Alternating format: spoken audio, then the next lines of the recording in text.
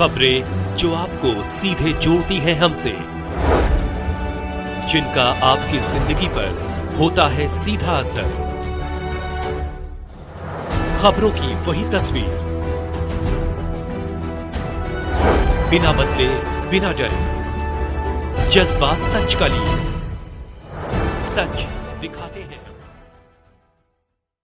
जिसको जान लिया उसकी तलाश गजल करती है शीनकाफ निजाम। तरब मेरठी के गजल संग्रह साज ए तरब का विमोचन, जोधपुर 29 जून। जिसको जान लिया या जिसे मान लिया उसकी तलाश शायरी करती है जो गजल की शक्ल में बयां होती है। उर्दू शायरी गजल के साथ ही जिंदा रहेगी। 1963 में कही तरब मेरठी की शायरी आज भी जवान है जो जिंदगी की तल्ख हकीकतों को पेश करती है। हम अपनी रिवायतों पर अमल भी करें, हमारे यहाँ पढ़ने की रिवायत तो है, रिवाज नहीं। यह उद्गार अंतर्राष्ट्रीय ख्याति प्राप्त शायर और आलोचक पद्मश्री शीनकाफ निजाम ने रविवार की शाम नेहरू पार्क स्थित डाये सावित्री मदन डागा साहित्य भवन में साहित्यिक और सांस्कृतिक संस्था लेखनी के बैनर तले वरिष्ठ शायर तरब मेरठी के गजल संग्रह साज ए तरब के विमोचन के अवसर पर आयोजित कार्यक्रम की अध्यक्षता करते हुए व्यक्त किए।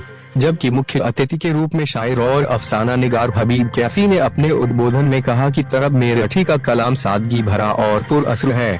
लेखनी के अध्यक्ष प्रमोद वैष्णव ने बताया कि पुस्तक के संपादक और प्रकाशक अकमल नईम सिद्दीकी ने शायर और पुस्तक का परिचय देते हुए बताया कि तैयार कलाम 62 बिलियन रुपए पहले लिखा गया, लेकिन परिस्थितियों के रहते मंजरे आम पर अब आया है। रचयिता हुसैन अहमद तरब मेरठी का शायर माला और स्मृति चिन्ह से अभिनंदन उपरांत पुस्तक लोकार्पण हुआ और शायर ने अपनी चुनिंदा रचनाएं सुनाकर गजल का शौक व ज़ौक़ रखने वाले साहित्यिक श्रोताओं को दाद देने पर मजबूर किया। बीकानेर के अदीब और शायर डाये जियाउल हसन कदरी पुस्तक पर पत्रवाचन में पुस्तक की गजलों को एक आलोचक के रूप में खोलते हुए अपनी बात रखी। साथ ही मौलाना आजाद विश्वविद्यालय के पूर्व प्रोफेसर डाये अजीजुल्लाह शिरानी ने बतौर विशिष्ट अतिथि अपने उद्बोधन में कहा कि तरब की शायरी इश्क़ हकीकी बयान करती है। इस अवसर पर डाये कौशलनाथ उपाध्याय, हरि प्रकाश राठी, अनिल अनवर डाये, कालूराम परिहार, मोहनदास वैष्णव डाये, मदन लाल जांगीड़ डाये, इशफाकुल इस्लाम माहिर, ब्रिजेश अंबर, रेणु वर्मा, अशफाक फौजदार, रतन सिंह चंपावत, इकबाल कैफ, नवीन पंछी, मुकेश मांडन, शाहिद हुसैन नदवी, रमेश भाटी नामदेव, इकबाल अली रंगरेज, मोहम्मद सुलेमान, रहमत उल्लाह, शौकत अली लोहिया सहित शहर के साहित्यकार, रंगकर्मी तथा शिक्षाविद बड़ी संख्या में उपस्थित थे। कार्यक्रम का संचालन लेखनी के सचिव मज़ाहिर सुल्तान जई ने किया तथा राजस्थानी भाषा के साहित्यकार एवं संयोजक वाजिद हसन काजी ने आभार व्यक्त किया। और डॉक्टर साहब पादरी और दीगर मुअज़्ज़िज़ सामीन, अस्सलाम वालेकुम।